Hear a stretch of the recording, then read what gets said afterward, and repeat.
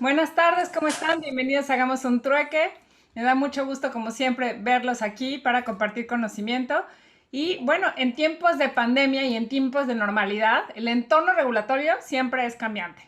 Pero para poderse mantener en cumplimiento o en compliance, debemos estar al día con las normas y leyes, informes y boletines legales. Por eso en Hagamos un Trueque es necesario compartir información relevante, reciente y que tenga impacto en la operación.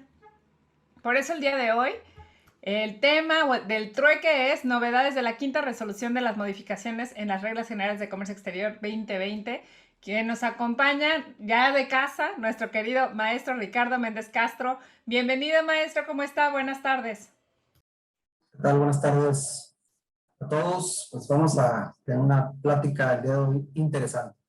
Solamente vamos a abordar el de la quinta y también vamos a comentar algunos temas ahí relacionados con la carta aporte, y quedará pendiente para una próxima sesión lo que es la sexta y la séptima, porque si le impartimos el día de hoy, pues ya eso es avaricia, ¿no? Entonces, solamente la quinta.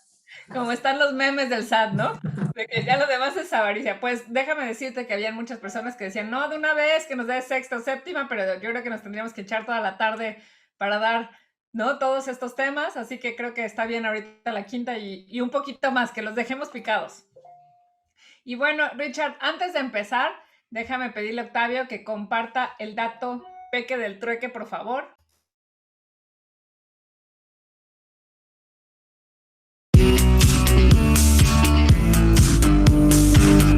El dato peque del trueque de hoy.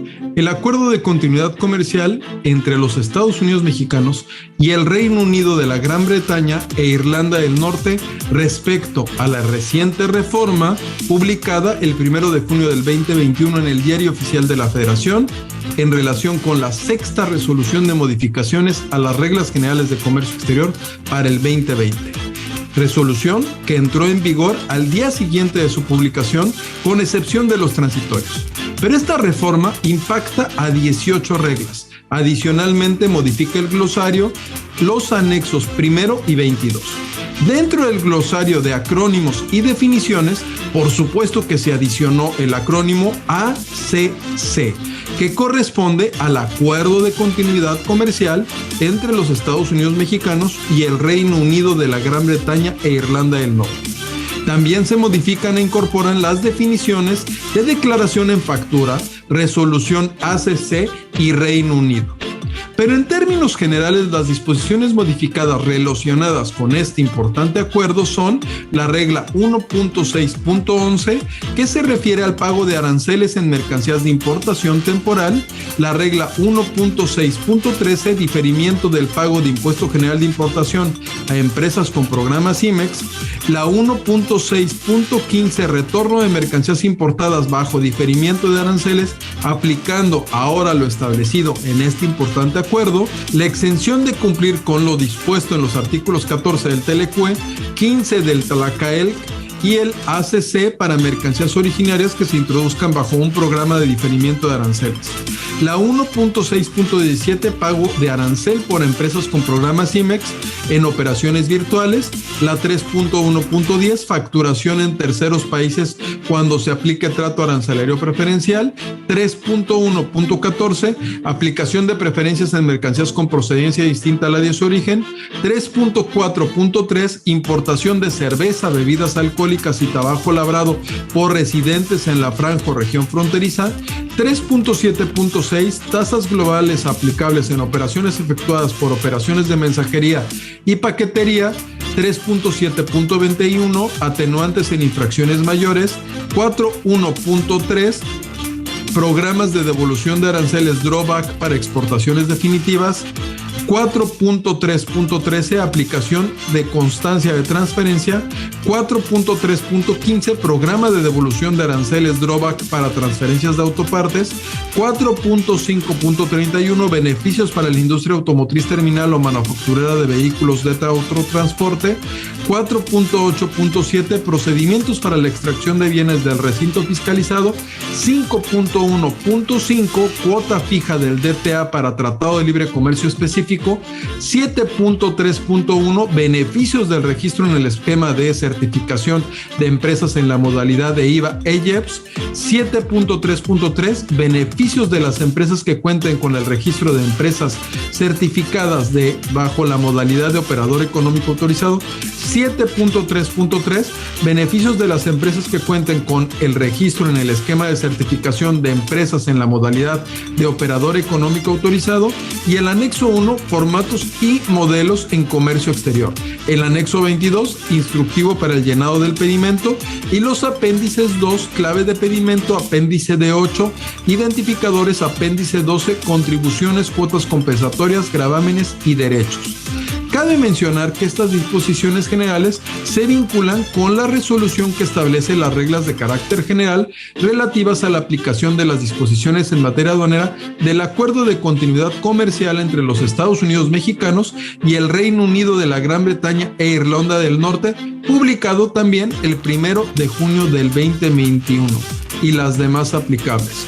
Aquí el dato peque del trueque de hoy.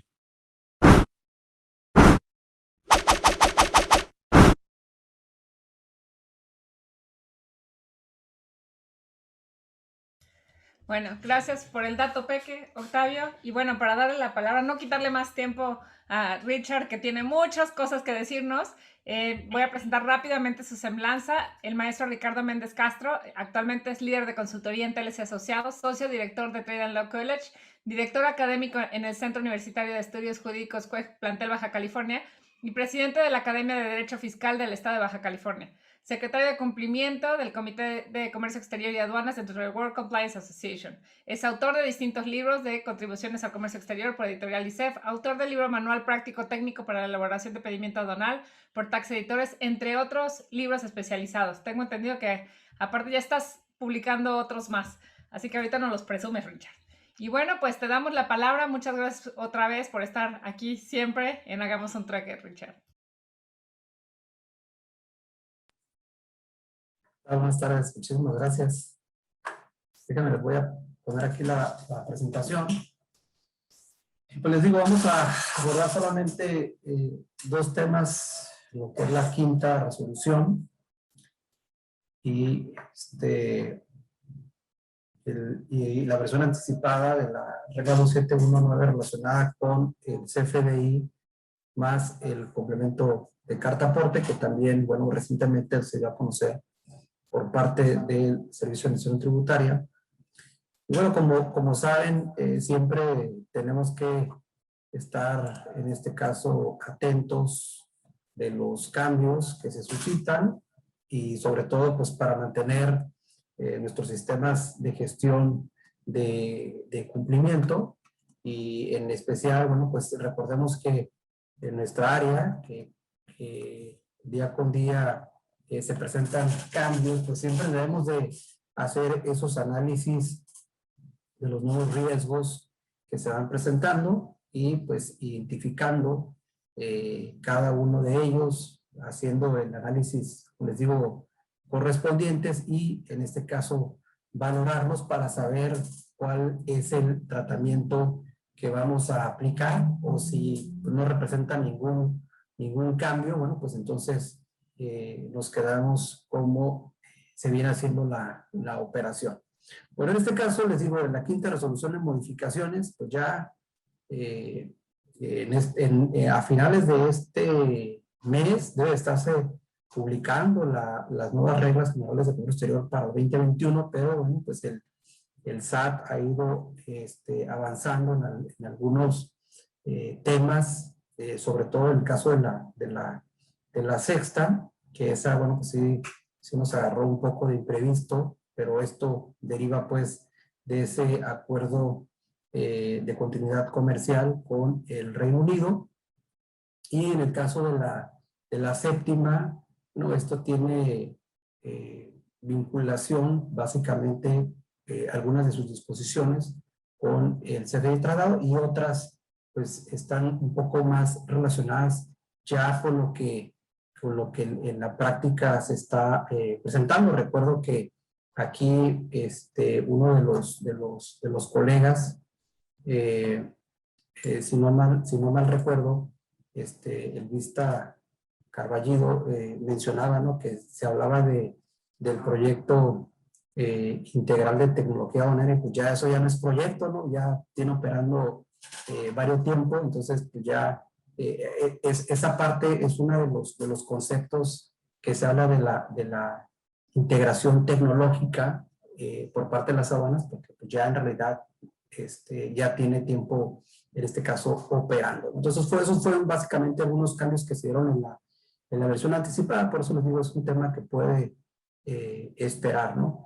Entonces nos concentramos básicamente en la quinta, que fue publicada el 27 de mayo del 2021, y bueno, pues vamos a ver cuáles son los cambios principales que se contemplan. Aquí solamente les menciono un total de manera general, porque en ocasiones, bueno, pues una misma regla puede tener modificaciones y adiciones, y también, bueno, pues hay reglas que se adiciona una fracción o un párrafo en particular, sin embargo la regla ya existe, ¿no? Entonces, y hay reglas en este caso que sí realmente son nuevas, ¿no? Entonces también, bueno, se modifican algunos de los anexos, y bueno, aquí nos damos cuenta también, algo importante, que tuvo una versión anticipada a la quinta, ¿no? En el caso particular se había publicado el 21 de mayo,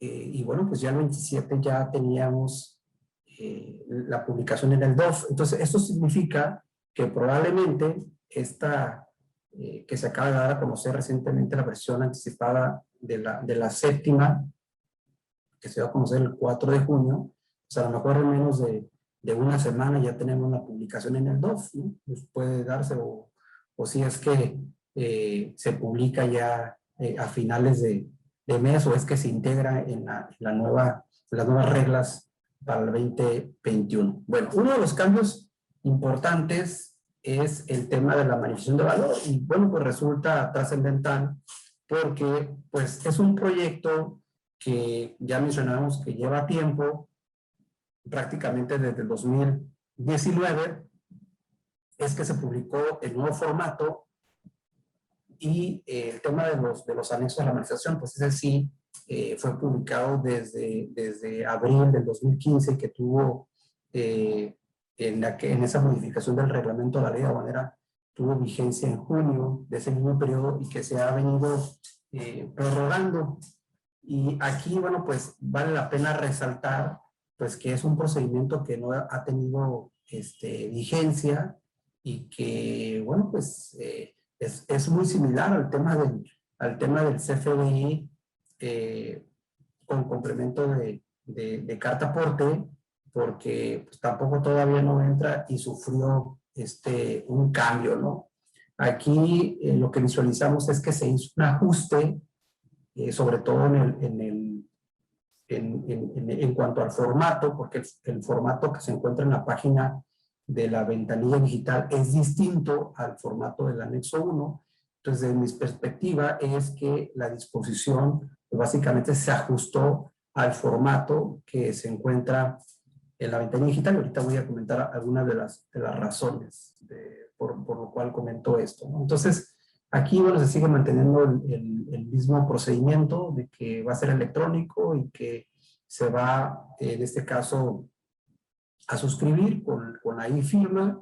Aplica únicamente para las importaciones. El procedimiento de exportación tiene otro esquema. Ahí se acredita la manifestación de valor con el documento equivalente, o en su caso con cualquier otro documento de carácter comercial, como lo establece el artículo 59. Y sí se mantiene el mismo tema de que el importador es quien transmite, en este caso, la manifestación de valor a través de la ventanilla única, y creo que se refuerza esta parte porque elimina el párrafo que hacía referencia a que se podía autorizar a terceros siempre y cuando tuvieran un poder. Entonces se elimina ese párrafo en específico, y pues ahora sí que se confirma, ¿no?, lo que establece propiamente el 59, de que el sujeto obligado principal pues es el importador, ¿no?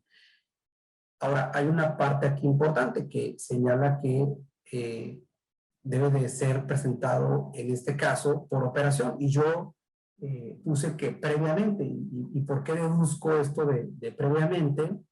Ahorita lo comento, pero esto nos marca una pauta para identificar que fueron eliminadas las modalidades que se señalaban en la regla anterior y que continúan mencionándose en el formato, es la modalidad global, la de muestra representativa, esas quedan eliminadas y únicamente se identifica que es por operación.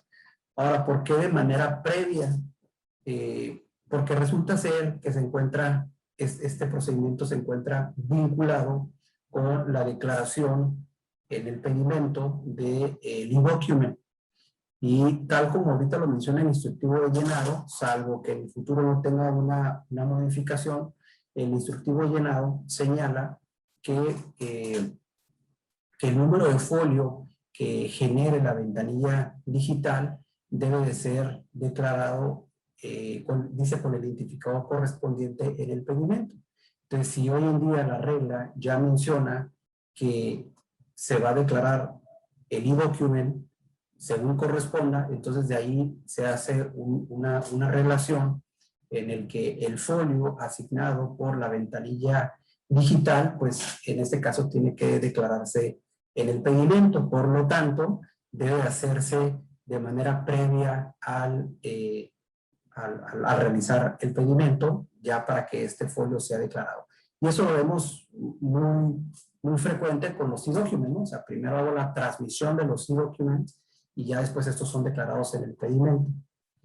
Entonces, por eso es que se concluye que en este caso debe ser previo a la operación, salvo, les digo, en el futuro no haya alguna especificación por parte de la autoridad, porque hay un tema ahí interesante sobre el tipo de cambio, ¿no? ¿Cuál es el que voy a aplicar? En un desfase en cuanto al documento del anexo 1, porque señala que ahí debe ser en moneda extranjera. Sin embargo, en la ventanilla digital ustedes ingresan y dice que la información debe asentarse en moneda nacional. Entonces, ahí es un tema que seguramente se prevén todavía algunos ajustes en el formato. Bueno, también hay un punto aquí interesante en donde pues sabemos que en la transmisión, por ejemplo, en la acuse de valor, en la transmisión de los documentos digitales, debe de señalarse, si así se requiere, lo que viene siendo un RFC de consulta, y en este caso es como una autorización de quienes pueden en un momento dado consultar o descargar esos documentos que en este supuesto, bueno, tendrían en un momento dado que registrar a los representantes legales del despacho para que puedan hacer uso de esa información. Otro punto que me parece relevante es la ampliación que hizo la autoridad, lo cual pues, obviamente siempre es positivo, que estamos hablando de 90 días hábiles. Por ejemplo, el CFDI con complemento de carta aporte, ahí hicieron una ampliación de 120 días naturales. O sea, estos plazos que nos da la autoridad, bueno, pues son para permitirnos en un momento dado actualizarnos, realizar las pruebas correspondientes con los sistemas, estar verificando los manuales, y dudas que se vayan presentando, pues hay que, en este caso, hacerlas a la autoridad correspondiente, ¿no? Entonces aquí, bueno, pues hay una ampliación, como les digo, del plazo de 30 a 90 días hábiles. Ojo, esta parte, ahorita a lo mejor la comentamos con detenimiento. Básicamente hubo unas modificaciones en las reglas relacionadas con los beneficios del industria automotriz terminal y del operador económico autorizado en cuanto a la transmisión de la manifestación de valor. O sea, se mantiene, vamos a suponer, este beneficio. Sin embargo, ahora señala que hay una excepción en donde te dices algo que sean requeridos por parte de la autoridad aduanera. Por lo tanto, creo que va a valer la pena analizar esta parte en el sentido de que si no transmites lo que es la información de la manifestación de valor, obviamente porque estás aplicando este beneficio y por lo tanto cuando realices el pedimento pues no vas a declarar el e-document que te exigen que asientes en esta operación porque pues, estás aplicando estos beneficios. No obstante ello, les digo, hay una salvedad en donde la autoridad te puede requerir información. Entonces aquí pues tenemos que tomar una decisión si no vamos a presentar esa manifestación de valor cuando yo sea industria automotriz terminal y operador económico autorizado para efectos de no presentarla, porque de lo contrario, el día de mañana, vamos a suponer que pasaron 2 años y la autoridad pues, requiere esa información de esos 2 periodos que pasaron y me dice, ¿sabes qué? Pues tienes que presentarme la manifestación de valor porque ahí la disposición establece que es algo requerimiento por parte de la autoridad. Entonces voy a tener un periodo muy corto para elaborar lo que vienen siendo las manifestaciones de valor, porque no señala que presente otra información, o sea, hay una excepción ahí, ¿no? en la disposición. Y bueno, se mantienen los otros esquemas, tanto para lo que vienen siendo los desistimientos, para los retornos de exportaciones temporales como los BOs, como los BM, y en algunas importaciones temporales de residentes en el extranjero o de menajes de casa. Les decía hace un momento que no ha sido modificado el formato 2 de la manifestación de valor, o sea, la única referencia que en este caso precisa es que este documento de la manifestación de valor va a ser presentado a través de la ventanilla digital, ¿no? Eso sí lo mencionó en el anexo 1. Hay que resguardar la información, se mantiene obviamente el procedimiento en el cual, bueno, pues desaparece la hoja de cálculo porque esta queda integrada a lo que es la manifestación de valor.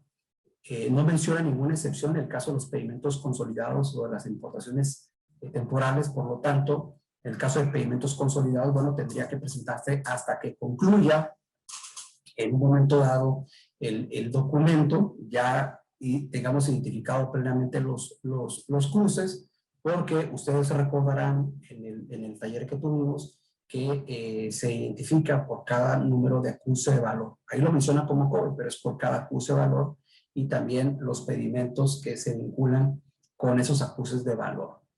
En el caso del tema de las rectificaciones, bueno, pues se mantiene que tú puedes presentar rectificaciones conforme al procedimiento de la 611, que básicamente es, si es a pagar, puedes presentar las rectificaciones que sean necesarias.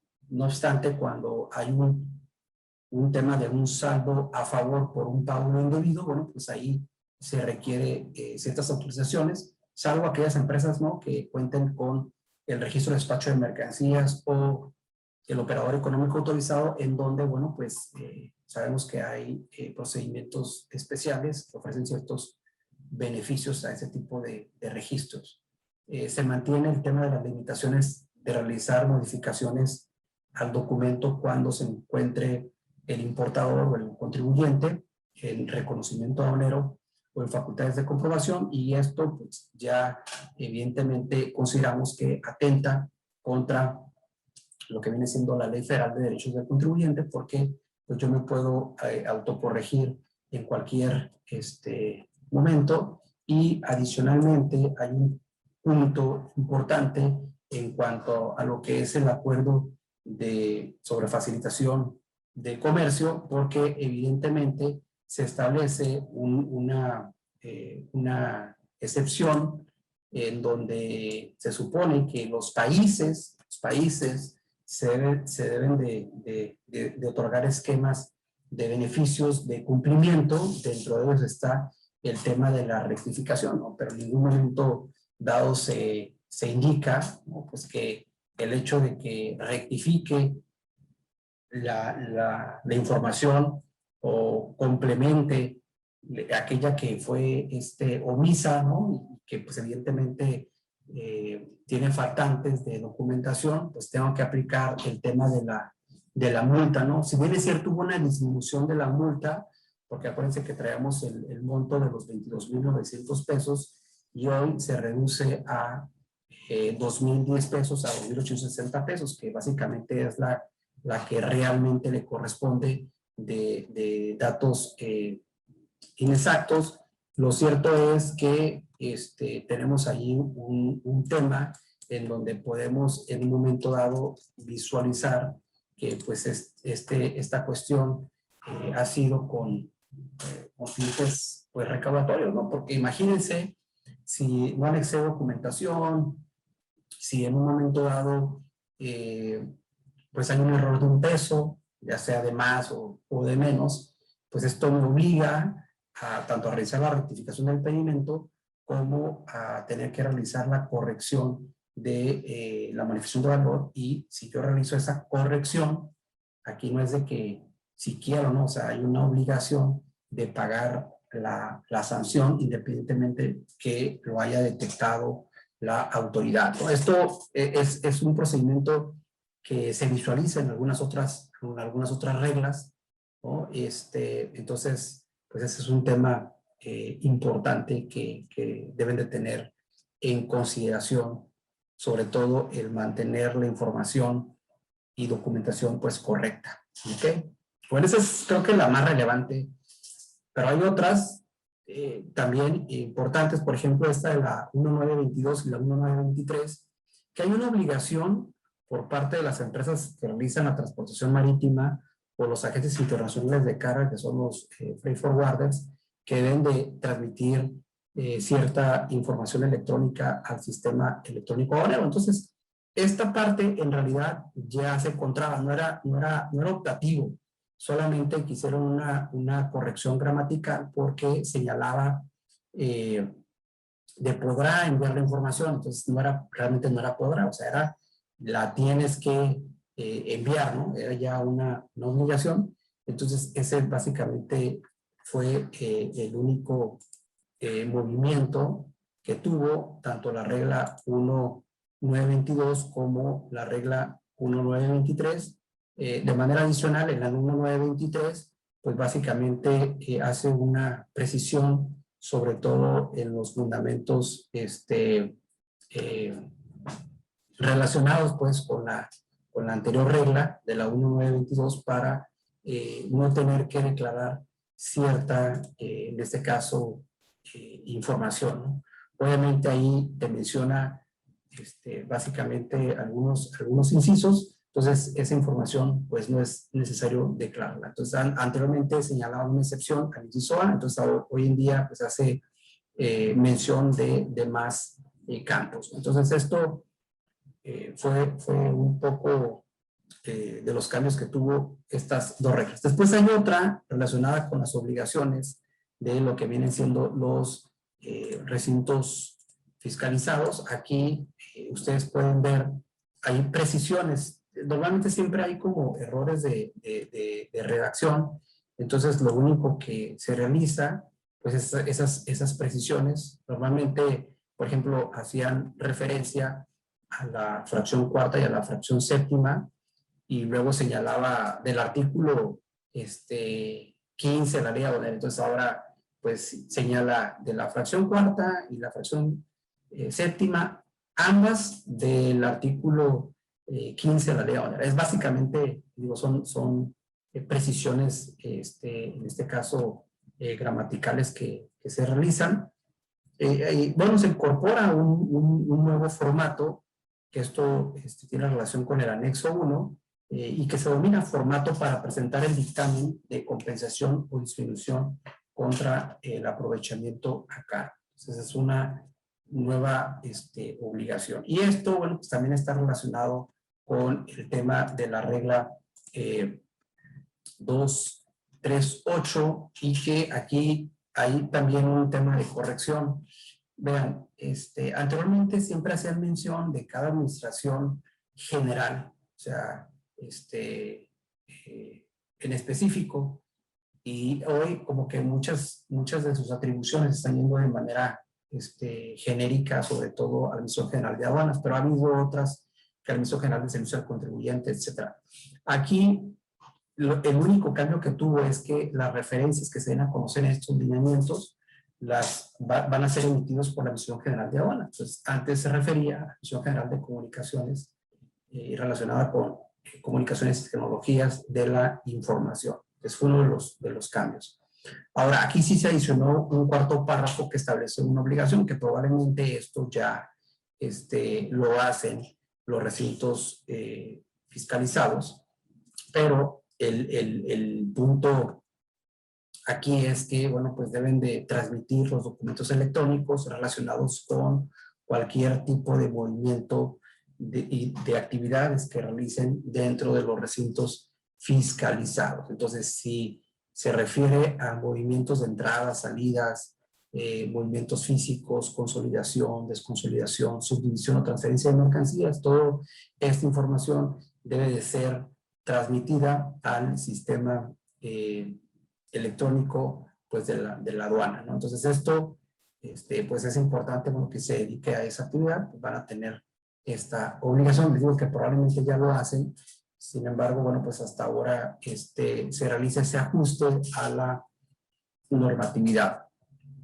Y bien, les decía yo hace un momento, relacionado con la regla 151, vean, la redacción aquí la quise poner completa, en donde nos señala que no se está obligado a transmitir o a proporcionar, en el caso de la manifestación de valor, porque puedo hacer la transmisión, pero no la proporciono, ¿no? Pero sería ocioso transmitirla y no proporcionarla, ¿no? Entonces puedo, en un momento dado, pues no transmitirla ni proporcionarla, pero esta parte fue la que se adicionó, salvo requerimiento de la autoridad. O sea, salvo requerimiento, me puede exigir la transmisión, o en su caso, que la entregue. Por lo tanto, les decía yo que es importante tener un procedimiento en el cual si somos industria motriz o en su caso somos operador económico autorizado, porque aquí viene el mismo supuesto, vamos a elaborar, y en su caso, ¿no? Pues cuando me lo requiera la autoridad, a entregar la manifestación, en este caso, de valor. Entonces, por eso es importante, pues, que tomen en cuenta básicamente esta información. ¿Okay? Entonces, esta yo creo que va a ser lo que a lo mejor más van a preguntar, ¿no? Por el tema de si se le entrega a la autoridad, pues sabemos que en facultades trae consecuencias, creo que importantes, cuando no entregamos la información, y sobre todo el desconocimiento, ¿no? Imagínense el desconocimiento y rechazo del valor, y esto sabemos que trae multas altas por cada trámite que se realiza. ¿Okay? Entonces esto me parece a mí importante.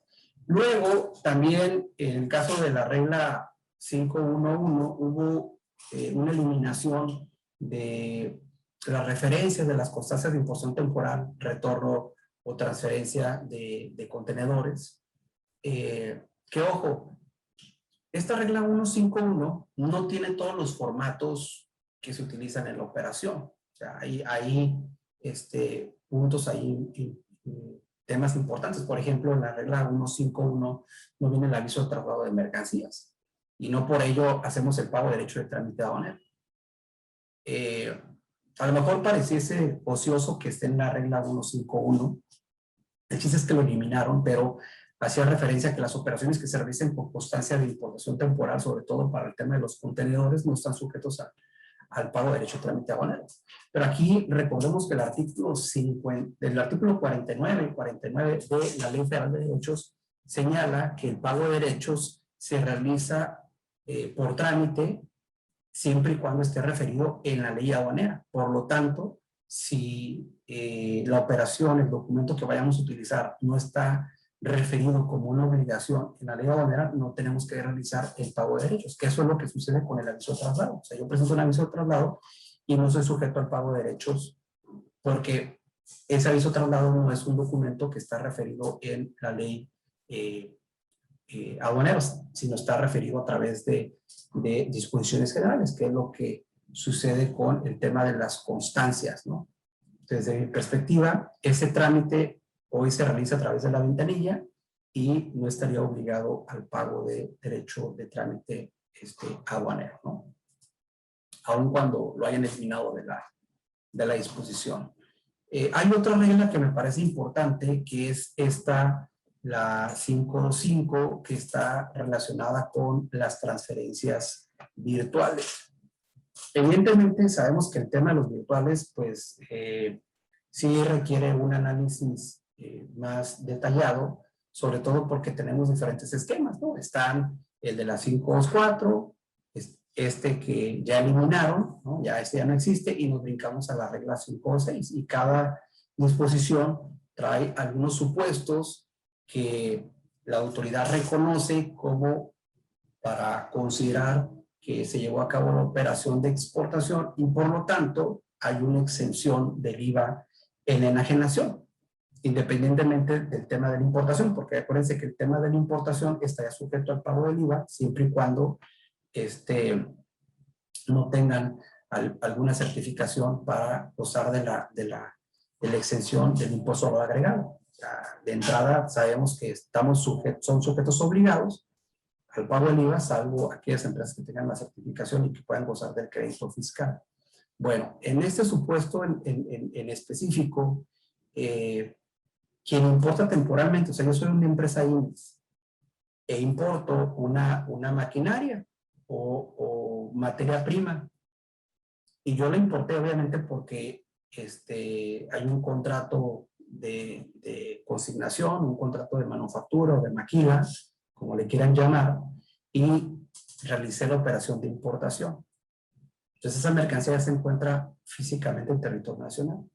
Pero después, por algún motivo, el residente en el extranjero decide, ¿sabes qué? Te la voy a vender, ¿no? O sea, es decir, el dominio de la mercancía ya no va a ser del residente en el extranjero, sino hay una transmisión de ese dominio, porque hay una enajenación, y ahora el titular va a ser la empresa IMEX. Y evidentemente el residente en el extranjero pues le va a facturar a esa empresa IMEX. Entonces, ese acto de enajenación anteriormente se encontraba exento, de acuerdo con esta regla, del impuesto al valor agregado. Por lo tanto, hoy ya no se encuentra exento del IVA. En ese sentido, la empresa que adquiere esta mercancía debe de hacer la retención del residente en el extranjero. Ese es un tema importante.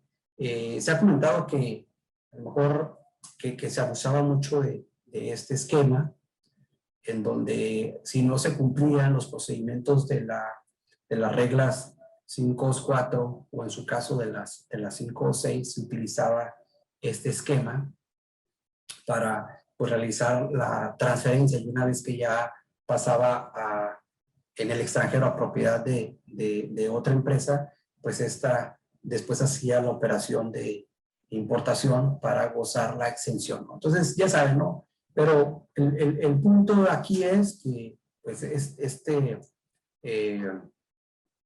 procedimiento se elimina, ya nomás nos queda el de la 5.4 de la 5.6, y bueno, pues aquellos que sean distintos, pues se aplicaría en este caso el artículo 1A de la ley del impuesto al valor agregado, en donde pues debe de existir la retención del impuesto correspondiente, ¿no?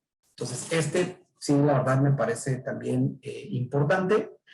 Entonces, esperamos que en el futuro, pues, no haya más modificaciones con el tema de las transferencias virtuales. Otro punto que me parece también relevante es en la 623. Aquí, básicamente, se hizo una consideración en cuanto al tema de los días. Vean, de la redacción, literal, bueno, dice que la adopción de un acuerdo conclusivo se podrá solicitar en cualquier momento a partir del inicio de las facultades establecidas en el 42 fracción tercera, y donde se estableció la excepción, dice, y hasta dentro de los 20 días siguientes a aquel en que surte efecto la notificación del acta de embargo e inicio del PAMA. Este plazo no lo teníamos, entonces aquí ya establece una limitante de que se tendrán en este caso 20 días 20 días hábiles, ¿no? También, bueno, pues es un tema que debemos observar en el caso de que se vaya a presentar un acuerdo conclusivo cuando se haya iniciado un procedimiento administrativo en materia aduanera.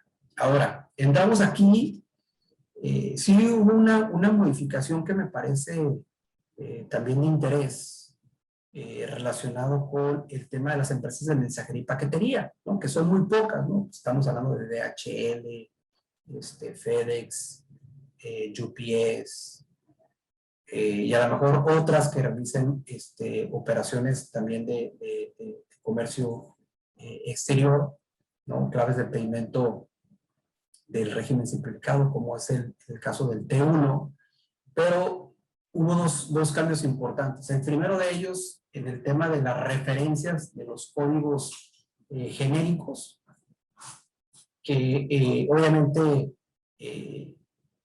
todas aquellas reglas que establecieran códigos genéricos ampliaron obviamente a incorporar el complemento, perdón, el número de identificación comercial, que es el quinto par o el NICO. O sea, esa parte fue lo que agregaron, porque resulta ser que ustedes saben que el campo de subdivisión donde va el NICO es un campo obligatorio, o sea, no lo pueden dejar vacío.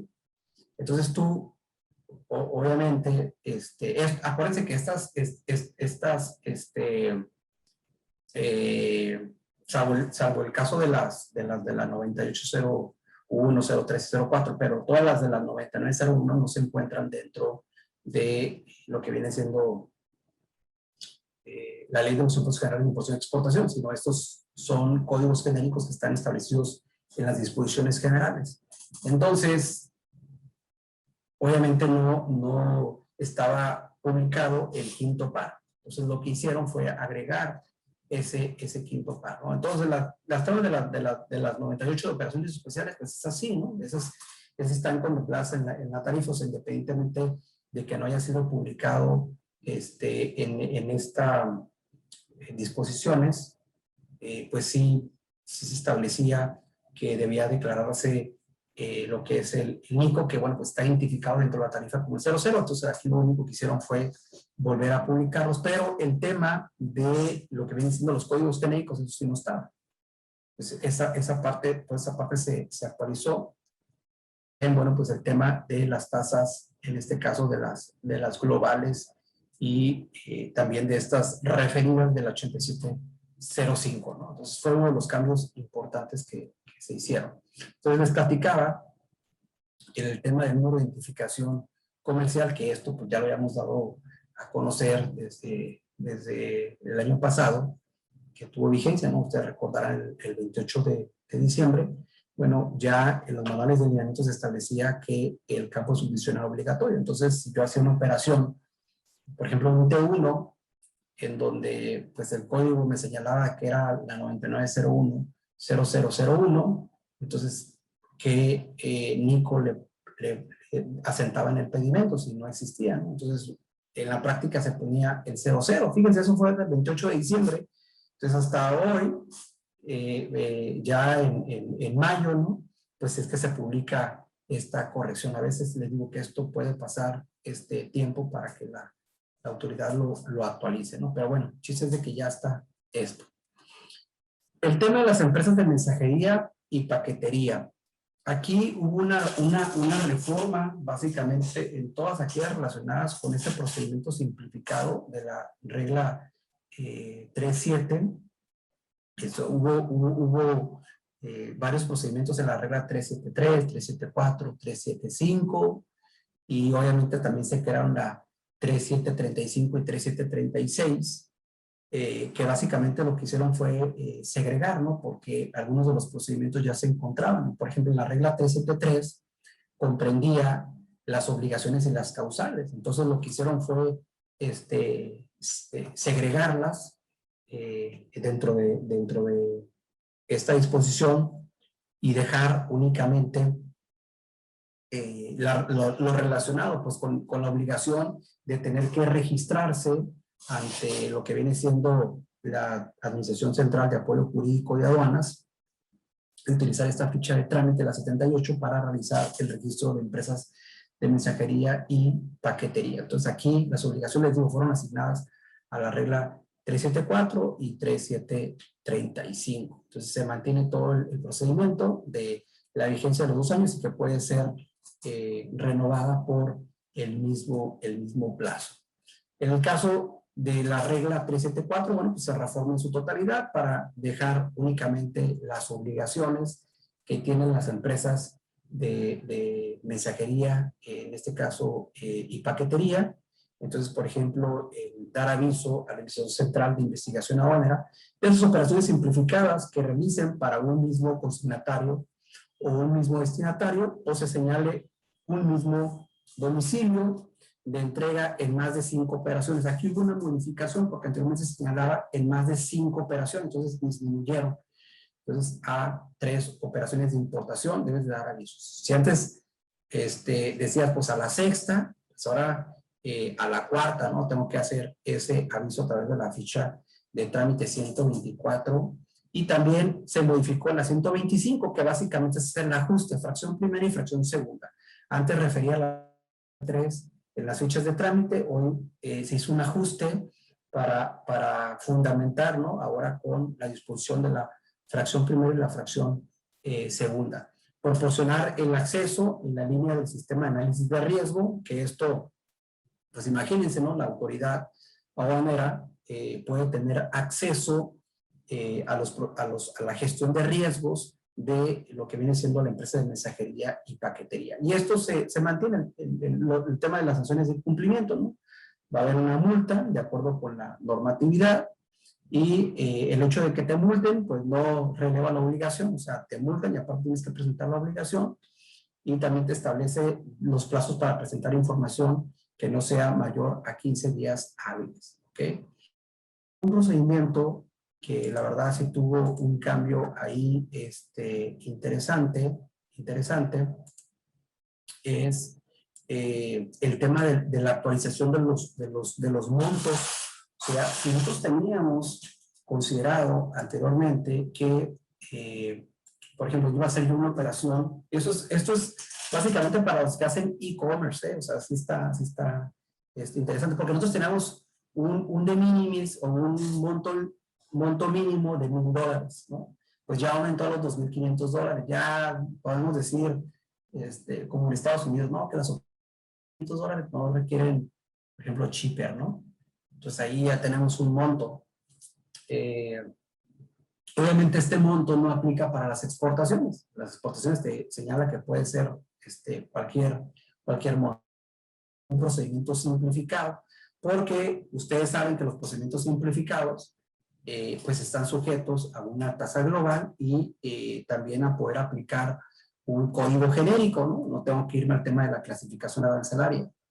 Bueno, entonces aquí se mantiene el mismo procedimiento de importar a través de códigos genéricos, dependiendo obviamente del tipo de unidad de medida. Por ejemplo, si estoy utilizando pieza, pues voy a utilizar un 9901000100 y así sucesivamente, ¿no? Si estoy hablando de exportaciones, voy a utilizar la 9902. Si estoy utilizando, por ejemplo, en el tema de de alcohólicas, cigarros o puros, ahí hay otras tasas globales y códigos genéricos específicos. Y bueno, también en el caso del tema de los diamantes, que en este caso se utiliza la fracción que realmente le corresponde con la unidad de medida de tarifa que le corresponde, ¿no? Bueno, hay otra parte importante aquí en el cual, bueno, pues voy a poder utilizar lo que son el RFC genérico, el de empresas de mensajería, o sea, lo puedo utilizar. Sin embargo, bueno, también puedo referirme realmente al RFC del importador. Tengo esas opciones, sobre todo cuando se desconoce el RFC específico, ¿no? Debo de cumplir las regulaciones o restricciones no arancelarias. Eso ya es una obligación independientemente de que yo utilice un código genérico. Debo de realizar la transmisión y declaración, obviamente, del número de acuse de valor, que se ha cuestionado esta situación, ¿no? Porque imagínense, la regla 318 me señala que si la factura es menor a $300, no, o sea, no necesito documento equivalente, pero al final del día se debe realizar una transmisión del valor de la mercancía. Entonces, sí requiere un documento que exprese el valor comercial, ¿no? Porque voy a realizar esa transmisión electrónica. Eso también, bueno, pues ha sido muy cuestionado porque no aplica la simplificación al tema de los acuses de valor, ¿no? O sea, no se extiende al tema de los acuses de valor. Determinar las contribuciones aplicables, que ese fue uno de los cambios importantes. O sea, en la regla 3736 lo que hicieron fue concentrar todas las tasas, en este caso, de los distintos procedimientos, y ahorita lo vamos a visualizar. Aquí se establece una excepción, o sea, independientemente del tema del monto que se aumentó, si hay una limitante en cuanto al requerimiento de lo que son los padrones. Entonces, si la mercancía no excede de $1,000, no requiero padrón. Si excede $1,000, sí requiero, en este caso, padrón. También en el tema de documentos, piezas postales obliteradas, etcétera, pues debo de poner una leyenda de mensajería internacional. Es una leyenda que debo declarar. En el caso de despacho, aquí estamos hablando del valor en aduana ya superior a los $2,500, el otro era inferior a 2,500, aquí es superior a los 2,500. Bueno, pues aquí tengo que realizar el pedimento a través del representante legal del despacho, que es el agente aduanal o la agencia aduanal. Obviamente siempre el tema de la no deducibilidad de estos procedimientos simplificados que realizo, y esto lo menciona pues el artículo 88 de la ley aduanera, pues aquí se recalca, ¿no? O sea, no son deducibles para efectos fiscales estos procedimientos simplificados.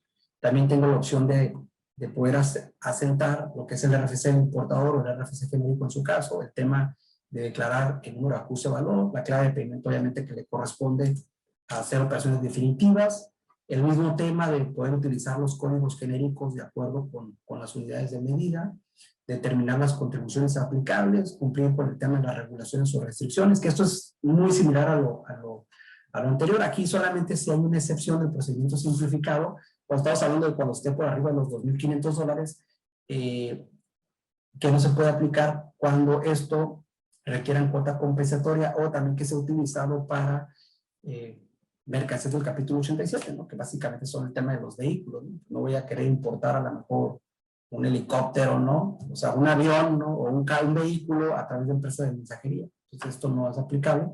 Y aquí se establece una excepción para cuando es mayor de $2,500, y que esto, bueno, tiene que ver con las empresas de mensajería. Recordemos que aquí está topado pues a el valor de $5,000, ¿ok? Para empresas de mensajería.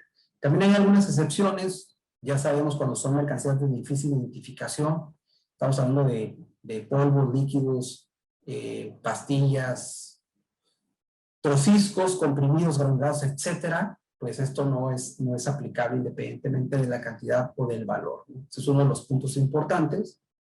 Y ya en cuanto al tema de determinación de contribución, todo esto viene en la regla 3736, que es básicamente un resumen anteriormente de las reglas 375 y 376. O sea, el contenido en realidad no es nuevo, ¿no? Lo nuevo es que se creó una regla, pero extraen el tema del tema de las tasas. Entonces, de entrada, pues la clave de pedimento T1 te dice que se aplica un beneficio de la tasa del 19%, y obviamente se puede aplicar en este caso con ese pedimento T1 de diferentes destinatarios y consignatarios. Por eso se trata también de pedimentos globales, se les conoce, y que no es deducible para efectos fiscales, ¿no? Entonces aquí les pongo este resumen. Vean ustedes, si la mercancía en un momento dado no excede de los $50, no excede este monto, entonces obviamente yo tengo que tener el valor consignado en el Bill of Lading o en el Level Bill, y que no esté sujeto a una regulación o restricción arancelaria. Entonces aquí obviamente no tengo pago de lo que es impuesto general de importación, tampoco hay pago de IVA, pero estoy sujeto al pago de derecho de trámite, en este caso aduanero. Y en otro supuesto, cuando sea superior a los $50, pero sin exceder de los $117, aquí voy a aplicar una tasa global del 17%, que básicamente podemos estar hablando de lo que es la tasa de IVA más el derecho de trámite aduanero, que este es el que ha sido cuestionado porque este es el relacionado con el TEMEC, ¿no? Entonces, hoy es que el capítulo 7 de las facilidades comerciales se señalaba que no deben establecerse montos. Bueno, pues aquí este monto no está sujeto, o sea, no está sujeto a gravámenes, sí, pero relacionados con el proceso de importación. Entonces estamos hablando específicamente de aranceles, ¿no? Que esa es una interpretación de la autoridad, o sea, que no aplicaba el tema del IVA, por eso es que paga IVA y paga derecho de trámite aduanero. Porque aquí estamos hablando de mercancías provenientes del TEMEC, no estamos hablando que sean originarias de países del TEMEC. Sí, puede ser China, pero si proviene de ese país, bueno, pues vas a aplicarle una tasa global. Luego se establece esta que les había comentado hace un momento, que no excede de $1,000, y aquí obviamente tiene relación con el tema de las tasas, ¿no? Se aplica el 19%, que es una tasa global. Yo lo que hice aquí fue una segregación de esa tasa global, y cuando sea superior a $1,000, pues nos sujetamos a la tasa del 20%. Entonces, esto es básicamente lo que estaremos pagando, porque es una tasa global, pero en el pedimento pues hay que segregarlo. Entonces, esto es lo que se realiza. Y obviamente estas tasas globales no aplican a mercancías como son las bebidas alcohólicas, cigarro, tabaco, porque esos tienen porcentajes específicos. Entonces, este fue, creo que, uno de los cambios importantes. Y en el caso de esta nueva regla de la 3735, primero puse la 3736, esta es la 3735, que aquí, bueno, viene el tema de las causales obviamente de cancelación del registro de empresa de mensajería y paquetería. Entonces, obviamente, pues si no cumples con las obligaciones, pues va a originarse el procedimiento de cancelación. Entonces, ya creo que también vale la pena comentar que ya estaba, le digo, lo único que se hizo fue especificarlo en un artículo, perdón, en una disposición especial, ¿ok? Entonces, tenemos un tema con los incrementables, así de manera breve, para que ustedes los ubiquen, que es de lo que estamos hablando. Hubo una modificación, lo que viene siendo el instructivo llenado del anexo 22 sobre esos campos. Ustedes recordarán que cuando tuvimos aquellas pláticas relacionadas con el tema de los decrementables, decíamos que debemos de hacer una interpretación armónica, sistemática, porque había quienes decían, no, es que son los gastos que se originan con posterioridad al cruce.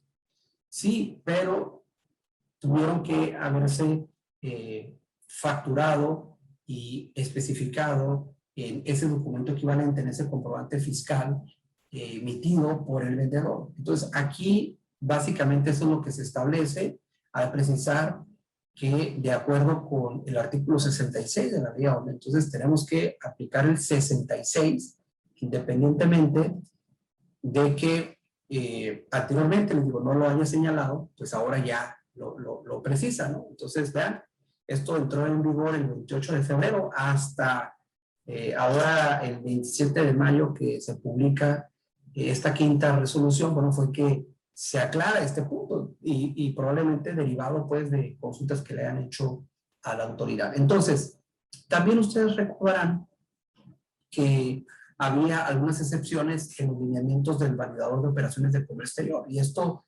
es lo que sucede, ¿no? Que ese manual de lineamientos pues señalaba que la industria automotriz terminal pues no estaba sujeto a cumplir con estos requisitos, y decíamos en esa parte pues debe estar establecido en el anexo 22. Bueno, pues ahora ya lo está. No tenía este párrafo, por eso lo subrayé de color amarillo, y resalto operaciones de punto fiscal y industria automotriz, porque eso fue lo que se incorporó. Entonces, esto se hizo a cada uno de los decrementables. Seguros decrementables, básicamente el mismo esquema. el tema de cargas, anteriormente señalaba únicamente cargas, ahora se puso cargas decrementables y probablemente a lo mejor que haya habido o se originó alguna confusión de si esas cargas descargas, ¿no? Ya saben, ¿no? Antes o después del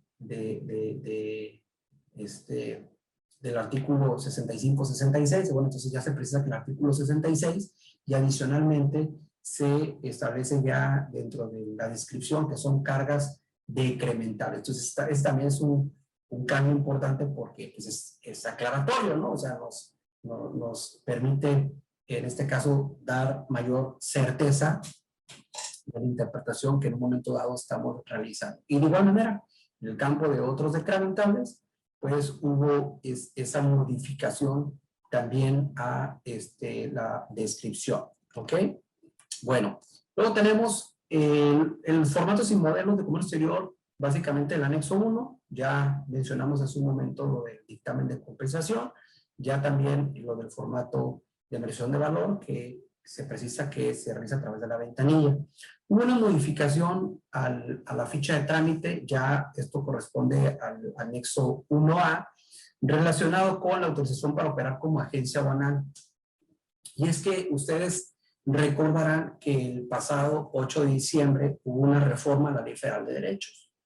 Y es que antes de esta reforma, el trámite para realizar la gestión, ¿no? o la conversión de agente aduanal a agencia aduanal, que estos mudaran, pues no había un cobro. Entonces, ahora se va a hacer un cobro, un pago de derechos, ¿no? Una contraprestación de 59,091 pesos.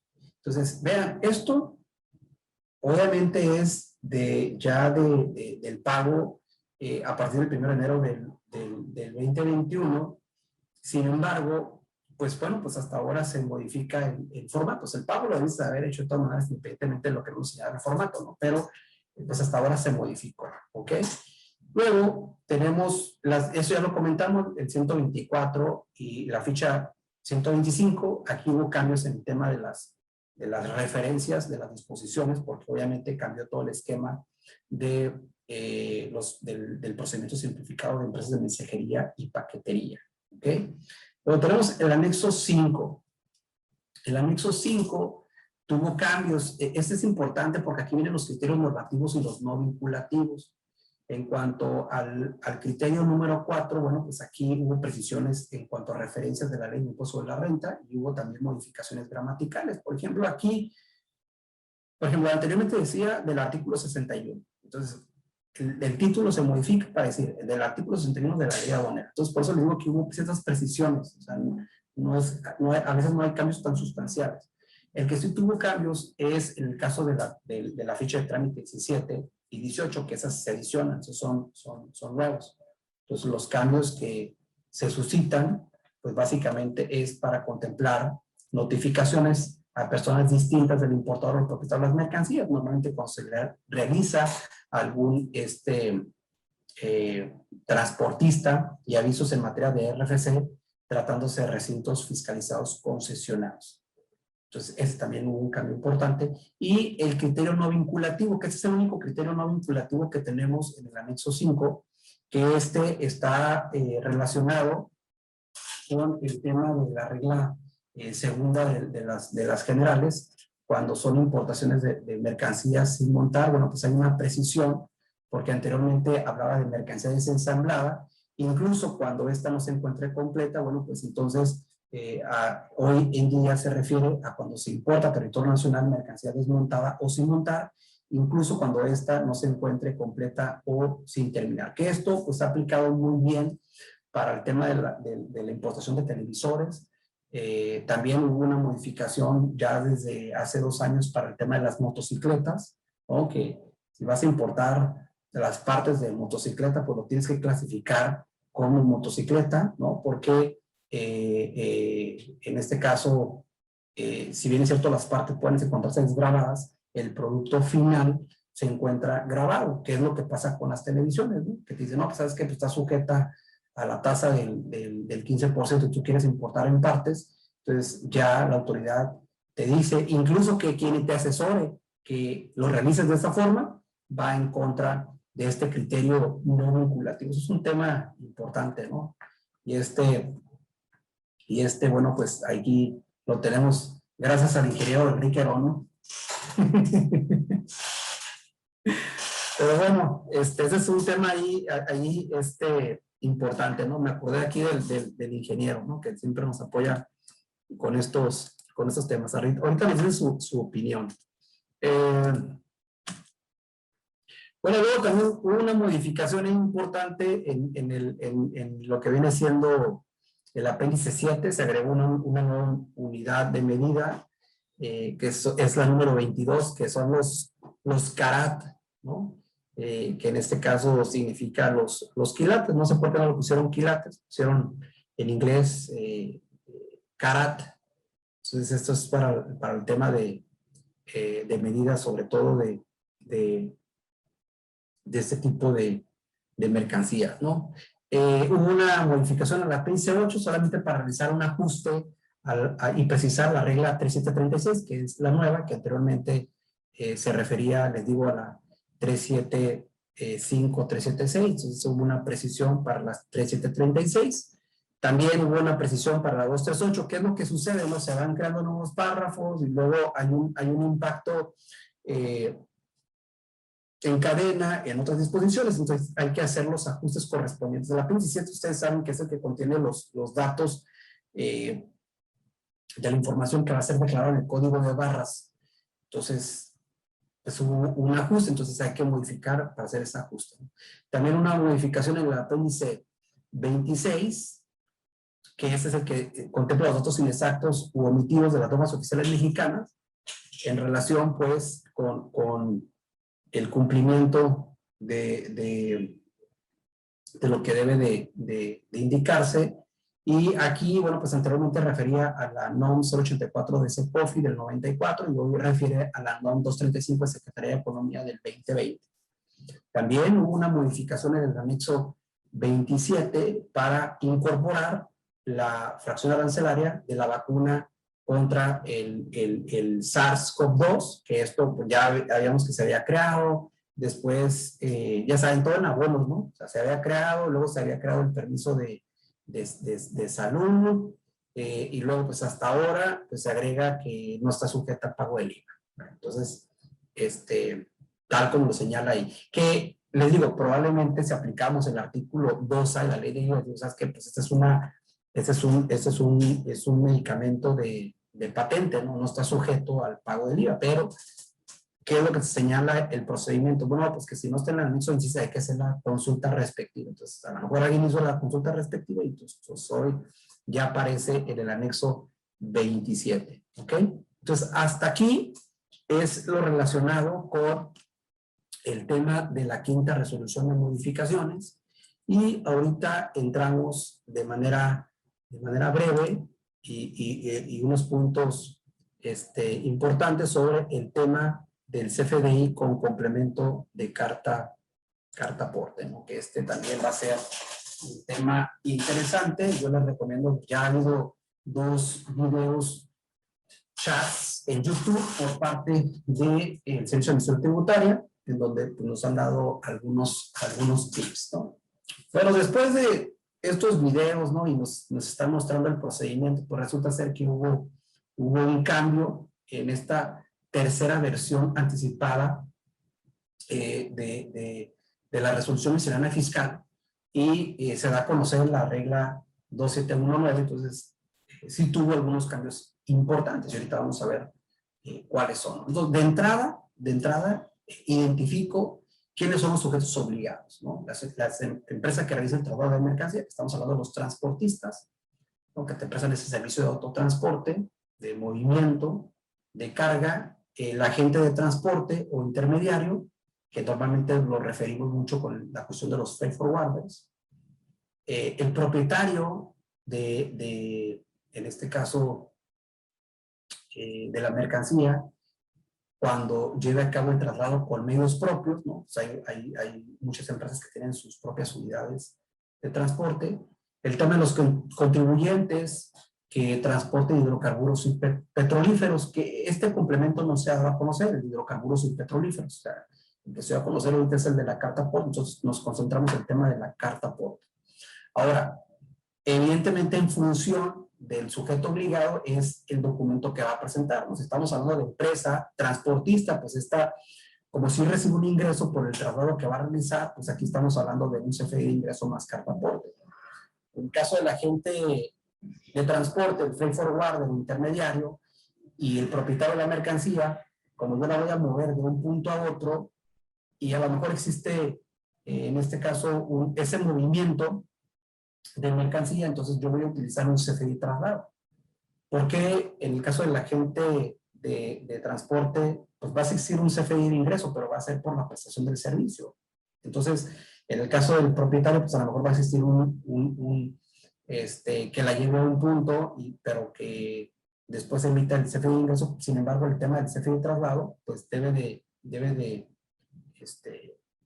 elaborarlo por el movimiento de su mercancía. Ahora, ¿en qué momento? Pues como lo señala la regla, al brindar el servicio, en el caso de las empresas de transporte, y en los demás supuestos previo al traslado. Entonces, quiere decir que antes de que lleves a cabo el movimiento de la mercancía del punto A o el punto B, porque en ese inter, si te lo requiere la autoridad, en una inspección, en una volanta, en una verificación de inspección, ¿no? Una orden de verificación de inspección de mercancía, entonces ahí te lo van a requerir. Entonces hay una precisión en cuanto al tema del movimiento, que pues ahora sí señala vía terrestre, férrea, marítima, aérea o fluvial, porque antes te señalaba, sobre todo en el tema terrestre, decía cuando se trasladan por carreteras federales, ¿no? Entonces ahí nos generaba una inquietud, porque yo decía, bueno, pues qué tal si no se trata de carreteras que no son federales. Entonces ya quitaron esa parte, entonces por lo tanto se precisa esa situación. Entonces tenemos que el punto aquí es los propietarios de las mercancías. Se elimina la parte de nacionales que forman parte de sus activos, y esto era muy cuestionado por el tema de las maquiladoras. Decían, no, pues es que mis mercancías no son nacionales, son extranjeras, y aparte no forman parte de mis activos. Entonces ya se elimina esa parte, queda de manera genérica la referencia que son los propietarios de las mercancías.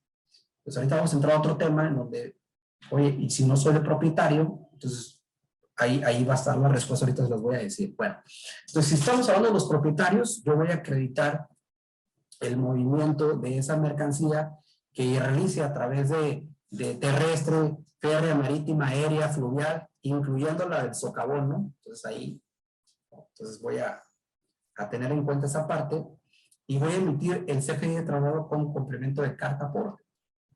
Pues aquí ya debo de tener en mente pues, en qué consiste la información que debo declarar dependiendo del tipo de tráfico que yo realice. En el caso del CFDI de traslado, pues sí, la información del valor dice que se consigna en 0, y en el campo de descripción debe especificarse el objeto de la transportación de la mercancía. Ojo, una cosa es que yo consigne el valor en 0, que acuérdense que es un CFDI con complemento. Entonces, en el CFDI, en la parte genérica me requiere cierta información, y en la parte del complemento lleva otra. Entonces, yo esa parte la necesito identificar plenamente. ¿Ok? Ahora, me señala que en el caso del traslado, si se realiza por un intermediario o agente de carga, entonces debo de emitir el CFDI tipo traslado. Entonces ya tenemos los dos supuestos que acabamos de mencionar hace un momento: propietarios, intermediarios o agente de transporte. ¿Ok? Entonces aquí la INIMEX puede decir, oye, es que yo no soy el propietario. Bueno, pues eres un intermediario. Si eres intermediario, porque tiene la mercancía en consignación, pues tú también debes de presentar. Y eso se precisa en el párrafo 6º que se incluyó, que ahorita lo vamos a visualizar. Cuando se tratan de mercancías de importación y hayan sido adquiridas provenientes por ventas de primera mano, entonces aquí debemos de tener en mente qué se considera ventas de primera mano y ventas de segunda mano, ¿no? Entonces aquí me va a requerir información adicional, que básicamente yo creo que lo importante es el tema del número de pedimento, la aduana y la fecha de pago. ¿Ok? Aquí, bueno, pues me menciona en el caso de los contribuyentes que se dediquen al servicio de autotransporte ya de terrestre, marítimo, aéreo, fluvial o de carga. Entonces aquí estamos hablando del CFDI tipo ingreso, porque pues, hay una contraprestación por el servicio que se está prestando y pues lo que se requiere es que se emita previamente, ¿no? ¿Okay? Ahora, me llamó la atención que hicieron una modificación al quinto párrafo para decir el transportista podrá cumplir con la obligación de acompañar las mercancías. Aquí debemos de recordar que siempre debemos de hacer una interpretación, les digo, armónica y sistemática. Independientemente de lo que, lo que diga la regla 2719, nosotros debemos de tener en mente lo que establece el 146 de la ley aduanera. Si el 146 nos dice que para amparar la legal estancia y tenencia de las mercancías, incluso la circulación, se requiere de los documentos que señala, que son documentos aduaneros, CFDIs, nota de venta, incluyendo pues ahí también nos menciona la carta aporte. Entonces yo, pues no nomás lo que me diga la 2719, ¿no? Sino que debo de aplicar de lo que señala la otra normativa, porque si detienen al transportista y le requieren la documentación, pues en ese momento sabemos que tenemos que acreditarlo, ¿no? Con copias o lo que sea, y ya si hay un movimiento que se realice a un recinto fiscal, bueno, pues ahí vamos a tener que presentar la información en su momento. Bueno, entonces aquí, pues básicamente ya identificamos los dos documentos, ¿no? Que puede ser CFDI de traslado con complemento carta aporte o CFDI de ingreso con complemento carta aporte. Este párrafo sexto fue el que se adicionó, en donde básicamente señala todos los contribuyentes, o sea, lo deja perfectamente claro, todos los contribuyentes que estén relacionados con el traslado de mercancías deberán expedir el CFDI con complemento carta aporte. No me dice cuál, me dice obviamente el tipo de traslado o tipo de ingreso, ¿no? Dependiendo dice de acuerdo a su participación en la operación. Entonces, aquí ustedes, y que ese va a ser un tema importante, sobre todo cuando utilicen transportes extranjeros, que a veces esto es muy común en la franja fronteriza o en la región fronteriza, que sí cruzan para dejar mercancía. Si él no puede hacer en un momento dado el CFDI con complemento carta aporte, probablemente el sujeto obligado pues sería en este caso la empresa, o en su defecto pues van a tener que contratar a un transportista que les emita ese documento. Eso es un tema que me parece a mí sumamente relevante. Ya el párrafo séptimo y el octavo pues tienen que ver con el CFDI, con el complemento de hidrocarburos y petrolíferos, que esto, bueno, pues todavía no ha sido dado a conocer. Es un tema ahí, en este caso, pendiente, ¿no? Entonces nos concentramos básicamente en los primeros puntos. Entonces ahora vemos la parte del tema de las sanciones, y no por asustarnos, sino ya es algo tradicional que debemos de ver la obligación y el caso de la consecuencia por un tema de incumplimiento. Entonces el hecho de no expedir y no entregar o no poner a disposición, obviamente, de los clientes los comprobantes fiscales digitales, o en su caso cuando se expidan sin que cumplan los requisitos, ¿no? Porque esa es otra, pues ya expedí el CFDI, pero pues no tiene el complemento, entonces pues es lo mismo como no hacerlo.